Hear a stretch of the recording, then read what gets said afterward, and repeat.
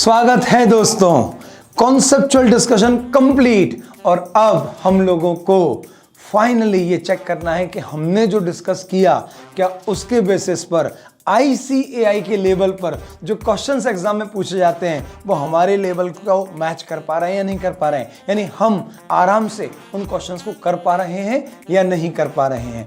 तो सबसे पहले मैं आपको जो पहला क्वेश्चन करवा रहा हूं वो आया था नवंबर 19 एग्जामिनेशन में और ये क्वेश्चन था एडजस्टेड कैश बुक के साथ रिकंसिलेशन, क्योंकि हमने वही पढ़ा है और आपने अभी प्लेन रिकंसिलेशन तो पढ़ा ही नहीं है।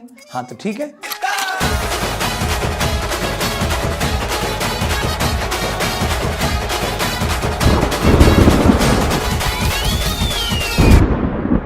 तो पेशे खिदमत है question which have been asked in November 19 examination. पहले पढ़ लेते हैं। On 30th September 2018 the bank account of XYZ, कितना बोर नाम है XYZ, according to bank column of the cash book. Okay, bank column of cash book यानी हमारी कैश बुक के बैंक कॉलम का जो बैलेंस है वो बता रहा है OD to the extent of 8062, यानी कैश बुक के अनुसार हमारा जो बैलेंस है वो ओडी है। ओडी मतलब लाइबिलिटी है, bye balance brought down. An examination of the cash book and bank statement रिवेल the following. अगर एडजस्टेड कैश बुक बन रही है तो दो टुकड़े कर दो पूरे पॉइंट्स के। एक, मेरी गलती एडजस्टेड कैश बुक में आएगी, बैंक की गलती रिको में आएगी। मेरी बुक्स में एंट्री हो गई और बैंक की बुक्स में नहीं हुई, रिको में आएगी। तो एक बार सीक्वेंस समझ लो वापस से। मेरी गलती एडजस्टेड कैश बुक में आएगी क्योंकि मैं उसको ठीक कर सकता हूं, लेकिन बैंक की गलती मैं ठीक नहीं कर सकता तो वो रिको में आएगी। मेरी बुक्स में एंट्री हो गई और सही हुई है तो अब एंट्री पेंडिंग कहां है? पासबुक में, वो मेरे कंट्रोल में नहीं है, रिको में आएगी। बैंक ने एंट्री कर दी, सही करी है, मेरी बुक्स में नहीं हुई, क्या मैं कर सकता हूं? हाँ, मैं बिल्कुल कर सकता हूं, तो मैं इसको एडजस्टेड कैश बुक में लिखूंगा। ओके मालिक, चलिए पढ़ते हैं। तो मैं यहां पर लिखता भी जाऊंगा R for reco, A for adjusted cash book. A cheque for ₹11,14,000 deposited. सरकार, ये रिकंसिलेशन का पॉइंट है क्योंकि चेक में डिपॉजिट करता हूं तो मैंने तो अपना बैलेंस बढ़ा लिया या ओडी कम कर लिया, लेकिन जब तक ये चेक पेमेंट के लिए, कलेक्शन के लिए प्रेजेंट नहीं होगा। अब सरकार, मैंने तो इस चेक से अपना ओडी कम कर लिया, लेकिन जब तक ये चेक बैंक कलेक्ट नहीं कर लेता तब तक बैंक मेरा बैलेंस कम, मतलब ओडी कम नहीं करेगा, बैलेंस नहीं बढ़ाएगा। तो बैंक ने मेरे खाते में 3 अक्टूबर को क्रेडिट दिया है, तो इसका मतलब 30 सितंबर को मेरी बुक्स में एंट्री हो गई है और सही एंट्री हुई है। बैंक की बुक्स में एंट्री पेंडिंग है, तो सरकार ये रिकंसिलेशन में आएगा, तो मैं इसके आगे लिख देता हूं आर। अगला पॉइंट पढ़िए सरकार। तो अगला पॉइंट है a payment by cheque for ₹18,000। Point number two, a payment by cheque for ₹18,000 has been entered twice in cash book, it is an error और एरर इन कैश बुक, यानी इस payment से मैंने अपना बैलेंस 2 बार गिरा लिया या ओडी 2 बार बढ़ा लिया, एक ही बार बढ़ाना था। तो ये ए फॉर एडजस्टेड कैश बुक।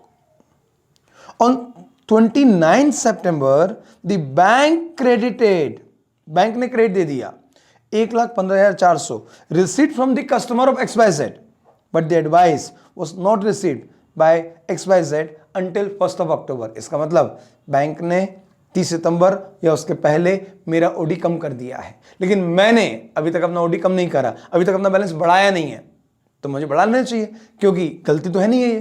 तो सरकार, ये पॉइंट भी एडजस्टेड कैश बुक में ही आएगा।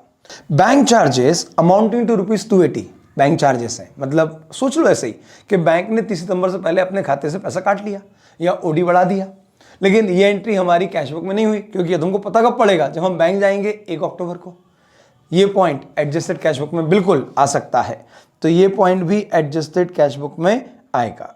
₹280 से बैंक ने हमारा खाता कम कर दिया है या ओडी बढ़ा दिया है, तो हम भी अपना बैलेंस कम कर लेंगे, पेमेंट दिखाएंगे, पेमेंट बैंक में क्रेडिट होता है। ओके, आगे। On 6 September, O happy birthday Anubhav sir, the bank credited ₹30,000 to XYZ in error. ये गलती बैंक में हुई है तो सुधारेगा भी बैंक, और जब तक ये गलती सुधर नहीं जाती तब तक रिको में आएगा, यानी ये पॉइंट रिको का है। ओके मालिक, अगला पॉइंट बोलो। A bills of exchange for ₹160,000 was discounted by XYZ with his bank. 1,60,000 का एक बिल आया था और XYZ ने इसे बैंक को देके बोला कि मुझे अभी पैसे दे दो और इस बिल का पैसा आप मेरे डेटर से ले लेना। बैंक बोला ठीक है, और एक अमाउंट ब्याज का काट के बैंक ने ये बिल रख लिया। अब क्या हुआ, द बिल वॉज डिसऑनर्ड, मुझे डर था यही होने वाला है और हो गया, अफसोस। 28 सितंबर को ये बिल डिसऑनर हो गया। तो बैंक को मैंने एक बात और बोली थी कि अगर इस बिल का पैसा डेटर ने नहीं दिया तो अब मेरे खाते से काट लेना। आज वो हो चुका है, डेटर ने पैसे नहीं दिए हैं तो अब ये पैसा बैंक मेरे खाते से काट लेगा। यानी 28 सितंबर को बैंक ने मेरे खाते से पैसा काट लिया, एंट्री हो चुकी है बैंक में और सही हुई है, और 28 सितंबर को ये 30 सितंबर से पहले हुई है, तो मुझे भी अपनी बुक्स में कर लेना चाहिए। तो सरकार सरकार सरकार एडजस्टमेंट एंट्री। अच्छा, अगर यहां पर अभी नोटिंग चार्जेस होता तो वो अमाउंट भी ऐड करते, क्योंकि बैंक बिल का पूरा पैसा लेगा प्लस नोटिंग चार्जेस भी रिकवर करेगा। और बोलो मालिक, चेक इश्यूड, सरकार सरकार सरकार सरकार सरकार सरकार, क्या यहां पे किसी ने गलती करी है? नहीं, ये पॉइंट रिको का ही है, यानी चेक डिपॉजिटेड और चेक इश्यूड, ये दो पॉइंट तो रिको के ही होते हैं। चेक इश्यूड मतलब मैंने चेक इशू करे और जैसे इशू करे मैंने एंट्री कर ली, मैंने अपना ओडी बढ़ा लिया, लेकिन जब तक ये चेक बैंक तक नहीं पहुंचेंगे तब तक बैंक मेरा ओडी नहीं बढ़ाएगा। But not presented for payment up to that date total ₹13,46,000, ये पॉइंट सरकार रिको का है। ओके, तो सरकार ये पॉइंट नंबर 8 और आपके क्वेश्चन का आखिरी point, a bill payable of ₹2 lakh had been paid by the bank but was not entered in the cash book। मतलब क्या हुआ सरकार इसका? सिंपल सा मतलब है, हमने एक बिल एक्सेप्ट किया था और हमारे बैंक ने उस बिल का पेमेंट कर दिया। ये पेमेंट उसने 30 सितंबर या उसके पहले कर दिया। क्या इसे आपकी कैश बुक में भी आना चाहिए था सरकार? तो आंसर आया बिल्कुल आना चाहिए था। लेकिन क्या आपको पता पड़ा? सर नहीं पता पड़ा, इसलिए आपने एंट्री करी अभी तक नहीं करी। क्या अब कर सकते हो सरकार? हाँ मालिक, अब कर सकते हैं, तो करो। बैंक ने क्या किया? सर पेमेंट किया, तो अब भी पेमेंट कर दो, पेमेंट से कैश अकाउंट क्रेडिट होगा। ठीक है, क्रेडिट कर देंगे। और आगे एक बिल और था, and bill receivable for ₹60,000 has been discounted with bank at a cost of ₹1,000 which has also not been recorded in cash book। सरकार सरकार सरकार, हमने एक बिल बैंक से डिस्काउंट करवाया। बिल था 60,000 का, बैंक ने उसके बदले में 1,000 रुपए के डिस्काउंटिंग चार्जेस काटे, 59,000 मेरे खाते में जमा कर दिए, लेकिन मैंने नहीं करे। क्या ये रिकंसिलेशन का पॉइंट है? तो आंसर आया मालिक नहीं, ये पॉइंट एडजस्टमेंट का है, क्योंकि ये ट्रांजैक्शन हो चुका है और हमारी बुक्स में रिकॉर्ड होने से रह गया है। तो अगर हम रिकॉर्ड कर लेंगे तो डिफरेंस खत्म हो जाएगा। तो मालिक ये पॉइंट भी रिको में नहीं आएगा। ये दोनों पॉइंट आपके एडजस्टेड कैश बुक के ही पार्ट बनेंगे। चलिए मालिक आगे बढ़ते हैं। You are required to show the appropriate rectification required in the cash book of XYZ। ठीक है, यानी आपको एडजस्टेड कैश बुक बनाना है to arrive at the corrected balance on 30 September. हाँ मालिक, जब मैं एडजस्टेड कैश बुक बनाऊंगा तो मेरे पास करेक्टेड बैलेंस आ जाएंगे। And to prepare a bank reconciliation statement on that date, और उस दिन आपको BRS भी बनाना है। तो चलो मालिक शुरू करते हैं सबसे पहले एडजस्टेड कैश बुक से। तो एडजस्टेड कैश बुक में बैलेंस कहां से आएगा? जो हमारी कैश बुक के अनुसार था, which was overdraft balance of 8062। तो ओवरड्राफ्ट बैलेंस मतलब लाइबिलिटी होता है, एंड लाइबिलिटी इज क्रेडिटेड। तो मालिक क्रेडिट में by balance brought down bracket में OD and the amount is 8062। अब लाइन से सिर्फ एडजस्टमेंट के पॉइंट उठाओ पहले। तो पहला पॉइंट तो सरकार रिको में आएगा, एडजस्टेड कैश बुक में नहीं आएगा। लेकिन दूसरा पॉइंट तो हमारी गलती है, हमें एक बार कैश बुक को क्रेडिट करना था और हमने सरकार 2 बार कर दिया, तो इससे हमारा ओडी बढ़ गया, है ना। अब वापस से ओडी कम करो, यानी जो हमने क्रेडिट एक्सेस ले लिया अब उसको डेबिट करो। तो डेबिट में आ जाएगा पेमेंट एंट्री रिकॉर्डेड ट्वाइस और अमाउंट 18,000। ठीक है मालिक, ये हो गया पहला पॉइंट। अब दूसरा, ये भी एडजस्टमेंट का है। चलिए सरकार पॉइंट नंबर 3 देखते हैं। ऑन 29 सितंबर बैंक ने हमारे खाते में 1,15,000 क्रेडिट करे थे जो हमने नहीं करे। अब कर लो मालिक। अच्छा, तो बैंक ने क्रेडिट करा तो हम क्या करेंगे? हम भी क्रेडिट करेंगे क्या? नहीं, हम करेंगे डेबिट। क्लाइंट से पैसा आया है, मतलब एक तरह से डेटर से पैसा आया है, तो क्या लिख दो, टू डेटर या client, customer, whatever you want to write. हम सीए हैं तो हम क्लाइंट बोलते हैं, ओके थोड़ा सोफिस्टिकेटेड लगता है, कस्टमर आया है, क्लाइंट आया है, ओके है ना, सोफिस्टिकेशन अंतर है। अमाउंट कितना है सरकार, बकवास मत करो, 115,400 और इससे आपने बैलेंस बढ़ा लिया। चलो मालिक अगला पॉइंट बोलो। तो सरकार पॉइंट नंबर 4 क्या बोलता है, bank charges amounting to ₹280 had not been entered in cash book, यानी इसकी एंट्री पासबुक में हो गई। क्या गलत हुई है? नहीं सही हुई है। क्या आपको करना चाहिए थी? हाँ सरकार करना चाहिए थी, और आपको पकाना तो बिल्कुल भी नहीं चाहिए था, क्योंकि आप पहले पका चुके हैं, ठीक है। तो बैंक ने हमारे खाते से पैसे कम कर दिए हैं, सरकार हम भी कम करेंगे। तो बैंक बैलेंस बढ़े तो डेबिट, कम हो तो क्रेडिट, तो बाय बैंक चार्जेस है ना, हाँ बैंक चार्जेस 280। और आगे बोलो मालिक। अगला पॉइंट नंबर है 5, हैप्पी बर्थडे सर। वो क्या था, 6 सितंबर को 30,000 बैंक ने मेरे खाते में क्रेडिट कर दी पार्टी करने के लिए, ठीक है, लेकिन वो काट भी लेगा पैसे। लेकिन क्या अभी ये पैसे कटे? नहीं, ये गलती कहां हुई है, बैंक में। तो ठीक कौन करेगा, बैंक। तब तक रिको में आएगा, एडजस्टेड कैश बुक में नहीं आएगा। चलो सरकार और आगे बढ़ो। तो पॉइंट नंबर 6 ये एडजस्टमेंट में आएगा। हमने एक बिल बैंक से डिस्काउंट कराया था, 28 सितंबर को ये बिल हो गया डिसऑनर, और हमने बैंक से बोला था कि या तो डेटर देगा, और अगर डेटर नहीं देगा तो मैं दूंगा। तो डेटर ने तो दिया नहीं, तो बैंक ने मेरे खाते से पैसे काट लिए, यानी बैंक ने मेरा बैलेंस कम कर दिया। तो भैया मुझे भी ये बैलेंस कम करना पड़ेगा। बैलेंस बढ़े तो डेबिट, कम हो तो क्रेडिट। तो क्या लिखूं, 1,60,000। 1,60,000 से हमारा बैलेंस हो गया कम, ओके। और बोलो सरकार पॉइंट नंबर 7, सर वो लिखा है आर, रिको का है, छड्डो। पॉइंट नंबर 8, हाँ सरकार ये हमारा एडजस्टमेंट का पॉइंट है, और इसमें एक पॉइंट है कि हमारे ब्याह पर बैंक ने बिल पेबल ऑनर कर दिया और हमने अभी तक नहीं करा, तो बैंक ने बैलेंस कम कर दिया, अब हमें कम करना है। बैंक बैलेंस बढ़े तो डेबिट, कम हो तो क्रेडिट। तो by bills payable account, and that is ₹2 lakh. 60,000 रुपए का एक बिल जो हमने डिस्काउंट कराया, 60,000 का एक बिल जो हमने डिस्काउंट कराया, वो 1,000 रुपये कट के हमारे खाते में पहुंच गया। लेकिन बैंक ने तो कर दिया, हम नहीं कर पाए। तो चलो सरकार हम भी कर लेते हैं। बैंक ने हमारा बैलेंस बढ़ाया, हाँ हम भी बढ़ाएंगे। तो टू BR अकाउंट, और कितना 60,000 माइनस 1,000 इक्वल्स टू 59,000 रुपये, ओके दैट्स इट। अब ये सारे पॉइंट हो गए आपके एडजस्टमेंट के खत्म। तो अब सरकार आपको करना है बैलेंस, और बैलेंस में क्या निकलेगा, हमारा corrected balance of cash book after all adjustment. तो मालिक मुझे तो क्रेडिट बहुत भारी दिख रहा है, क्योंकि बिल्स पेबल के 2 लाख, 1,60,000, फिर 8,000, और यहाँ पर तो सिर्फ 1,15,000 ही है, तो क्रेडिट ही ज़्यादा है। प्राइम ऑफिस समझ में आ गया। चलो जोड़ के देखते हैं, 8062 plus 280 plus 160 plus 2 lakh, 368,342 minus 18,000 minus 115,400 और माइनस 59,000। तो ये आ रहा है मालिक 175,942। क्या है ये मालिक, सरकार ये भी ओवरड्राफ्ट ही है। तो to balance carried down bracket में ओवरड्राफ्ट। तो अब मालिक यहां से हमारा रिकंसिलेशन स्टार्ट होगा, यहां से रिकंसिलेशन स्टार्ट होगा।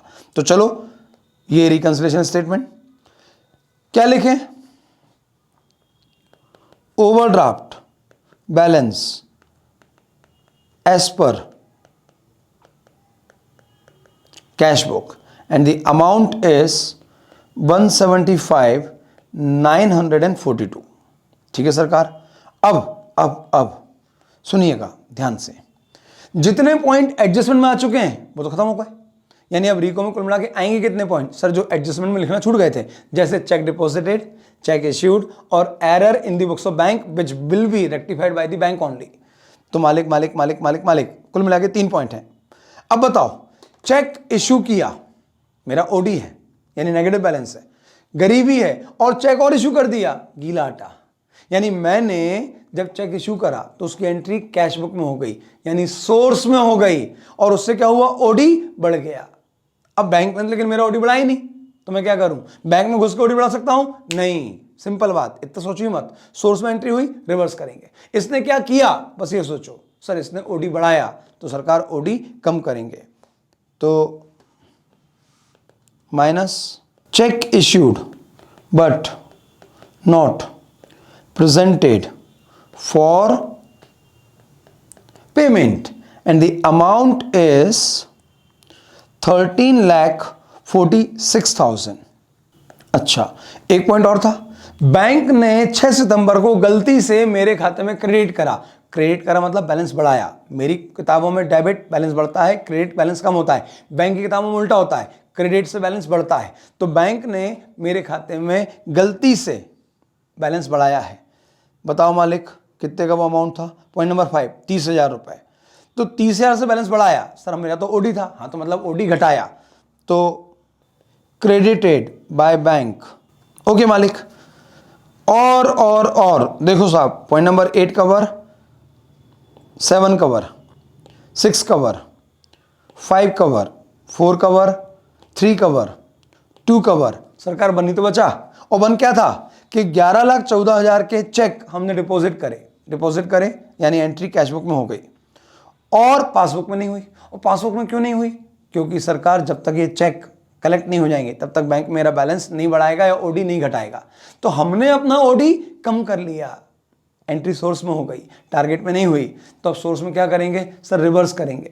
क्या किया था इसने, सर इसने मेरे सोर्स के ओडी को घटाया था, तो वापस से ओडी बढ़ाओ। तो add check deposited but not collected, और ये अमाउंट है 11,46,000। एक बार चेक कर लो सरकार, 11,14,000। देखो गलत हो जाता, अभी एरर ऑफ कमीशन हो जाता, हाँ।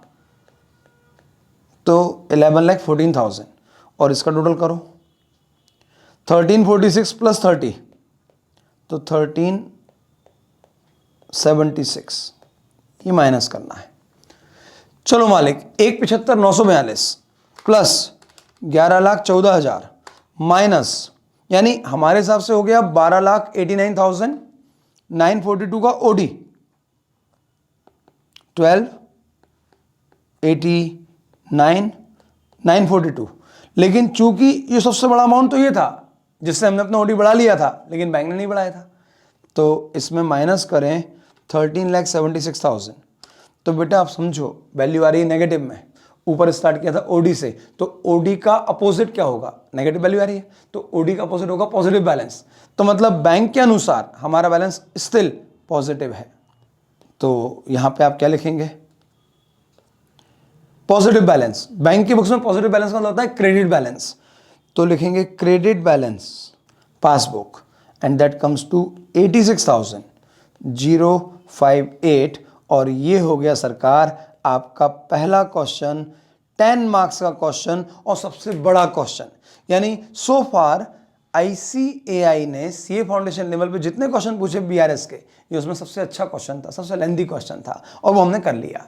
अब हमें कौन सा क्वेश्चन करना है, तो अब हमें करना है नवंबर 18 का क्वेश्चन, और ये भी अच्छा लग रहा है, लेकिन इसमें आपको एडजस्टेड कैश बुक बनाने की जरूरत नहीं है। तो अब क्या होगा सर, वो चारों चीजें रिकंसिलिएशन में आएंगी, यानी मैंने रिकॉर्ड किया बैंक ने नहीं किया, वो भी आएगा रिको में, बैंक ने रिकॉर्ड किया मैंने नहीं करा, वो भी आएगा रिको में, मेरी गलती भी अब रिको में आएंगी और बैंक की गलतियां भी अब रिको में ही आएंगी। चलिए देखते हैं, नवंबर 18 का क्वेश्चन 10 मार्क्स के लिए पूछा गया है। चलिए दोस्तों, अब नवंबर 19 के बाद नवंबर 18 का क्वेश्चन करते हैं, जुड़े चलाते हैं, नवंबर 18, नवंबर 19, फिर मई 19 और मई 18।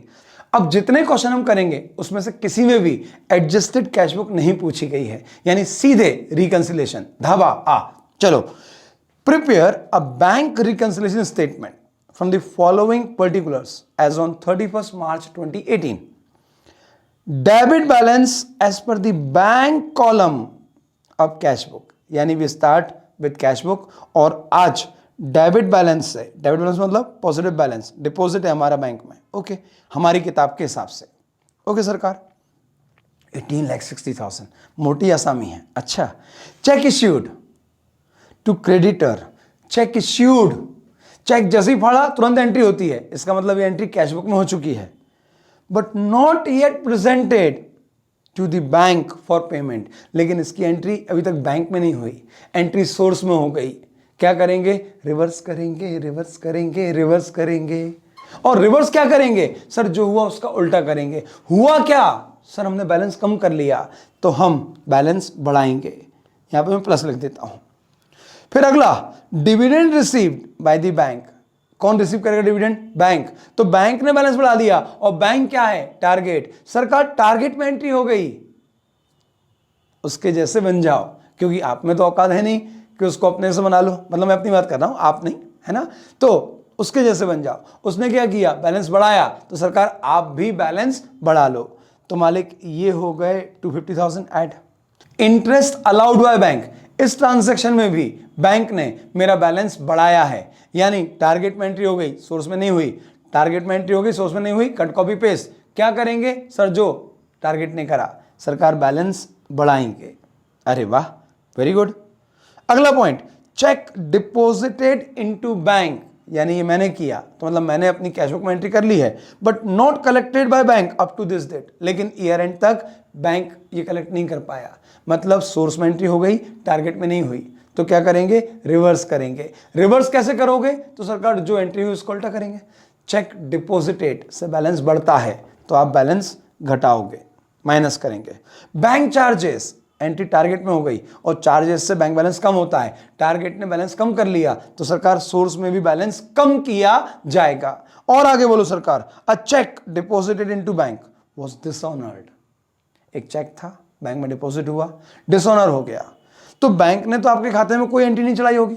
समझाया था मैंने पिछले लेक्चर में कि बैंक तो जब खाता कलेक्ट कर लेता है चेक, तब खाते में एंट्री होती है। तो बैंक ने ना आपका बैलेंस बढ़ाया ना घटाया, लेकिन आपने तो अपना बैलेंस बढ़ा दिया क्योंकि चेक डिपॉजिटेड है। तो कहां एंट्री हुई? सर सोर्स में। क्या करोगे? रिवर्स। तो क्या होगा? जो बैलेंस बढ़ाया था वो घटा दो, तो सरकार ये भी माइनस होगा। बैंक पेड हाउस टैक्स, मेरे घर का जो संपत्ति का नगर निगम का कर होता है वो था, और ये पे कर दिया on our behalf, but no intimation received from the bank in this connection, यानी बैंक ने मेरे खाते से इतना पेमेंट कर दिया, एंट्री हो चुकी है, और एंट्री कहां हुई है? टारगेट में। तो आप क्या करोगे? सर हम भी प्रोवाइड करेंगे। क्या करोगे? सर उसने जो किया, उसने क्या किया? सर बैंक बैलेंस कम कर दिया, तो आप भी बैलेंस कम कर दो। यार इसको करवाने लायक क्वेश्चन नहीं लग रहा, ये तो यहीं पे हो जाएगा। देखो उठाओ कैलकुलेटर, 18,60,000, इतना क्यूटीफाई क्वेश्चन 10 मार्क्स के लिए एग्जाम में आया कि प्लस प्लस एक साथ, माइनस माइनस एक साथ, यानी आपको यहां पर भी हेडेक नहीं पालना। तो 18,60,000 प्लस 360,000 प्लस 250,000 प्लस 6250, यहां पे एक कट लगेगा और प्लस लिखोगे 2476250, ये प्लस इन तीनों का टोटल प्लस ये। अब माइनस 770 माइनस 1,000 माइनस 1,60,000 और माइनस 1,75,000।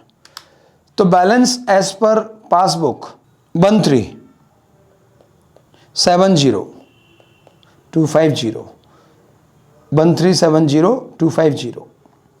ओके, तो 13,70,250 रुपए is the balance as per passbook. सरकार ये क्वेश्चन तो हो गया, इससे इसको मतलब मेरे हिसाब से इससे टाइम देने का बनता भी नहीं है, दे दिया, और आपसे बहुत प्यार से बनना है। तो मुझे तो आपको उन क्वेश्चंस को करवाना है जिसमें आप तकलीफ महसूस करते हैं, जो आपको कंफर्टेबल है उसमें क्या टाइम खराब करें अपन।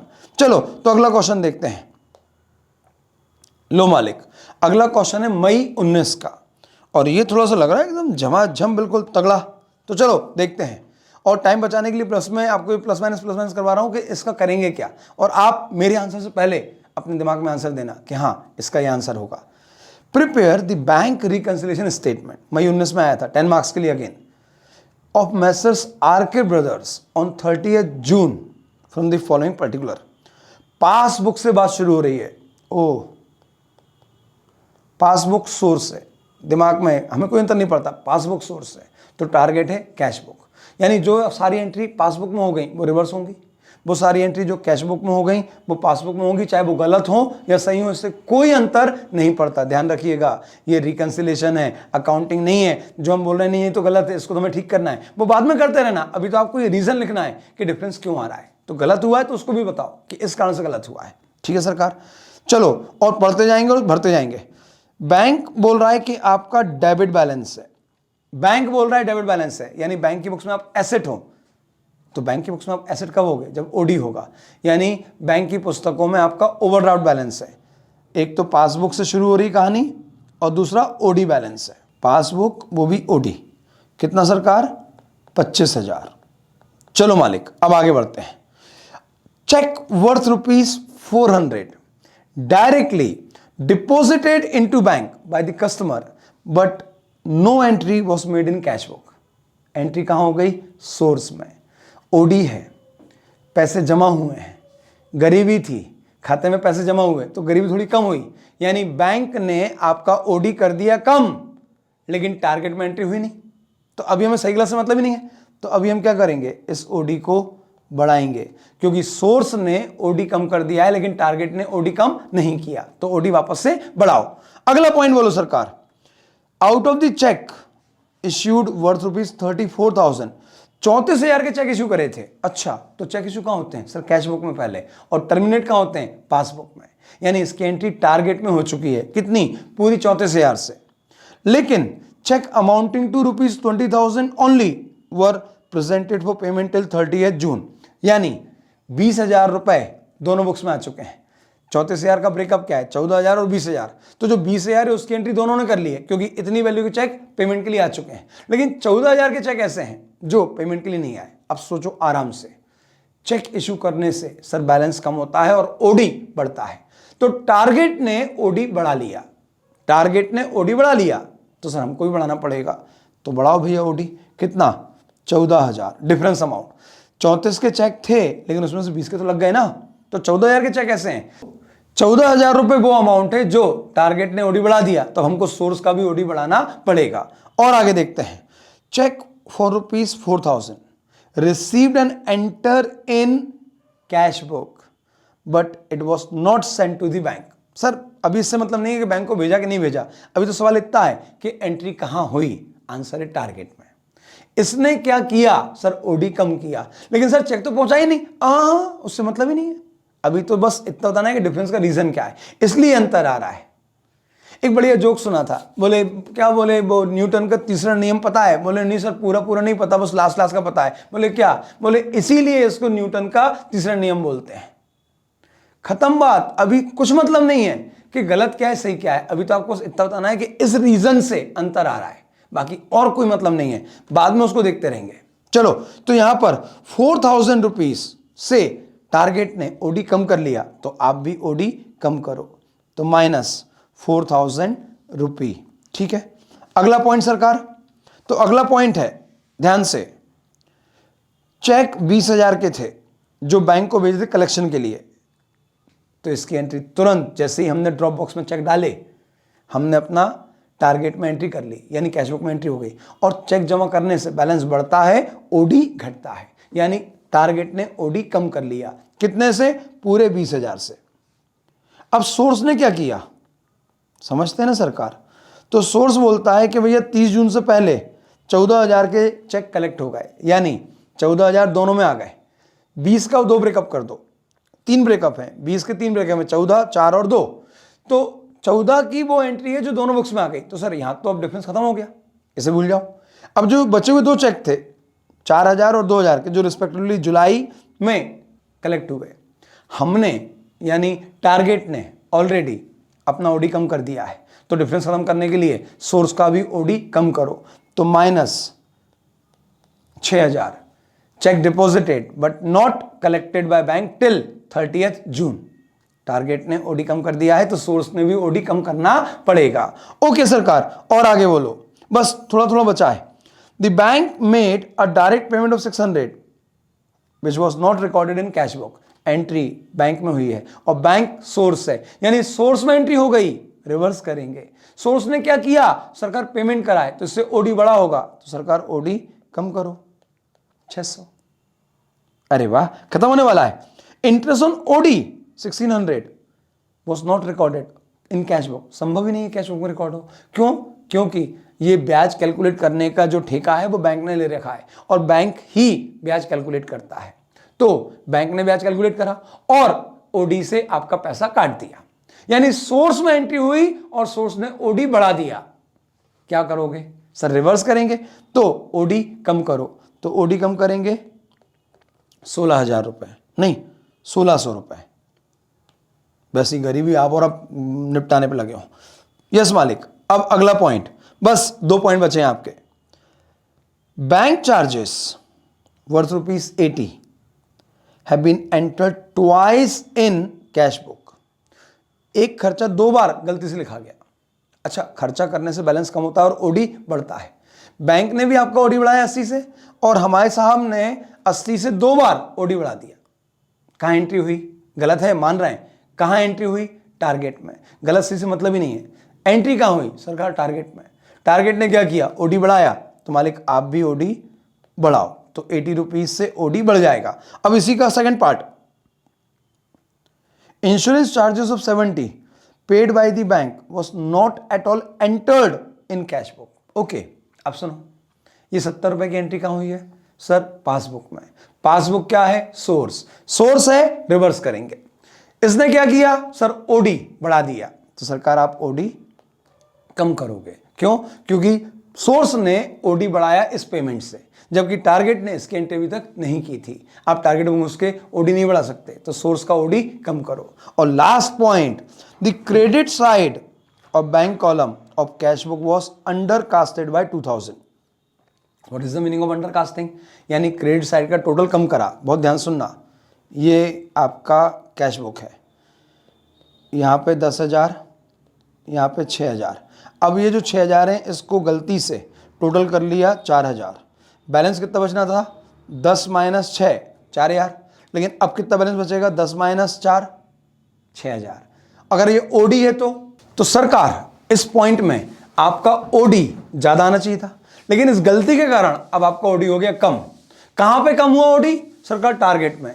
क्या आप टारगेट में घुस के ओडी ठीक कर सकते हैं? तो आंसर आए नहीं सरकार। तो बहुत सिंपल सी बात है, जो टारगेट में हुआ वो सोर्स में करो, इररिस्पेक्टिव ऑफ द फैक्ट कि सही क्या है गलत क्या है। वो हम देखेंगे दुनियादारी, अभी दुनियादारी नहीं देखना, अभी तो बस रीजन बताना है। तो टारगेट ने अपना ओडी कम कर लिया बिकॉज ऑफ रॉन्ग कैलकुलेशन। तो सरकार हम भी ओडी कम करवाएंगे। तो मालिक ओडी कम किया 2000 और ये हो गए सारे पॉइंट कवर्ड।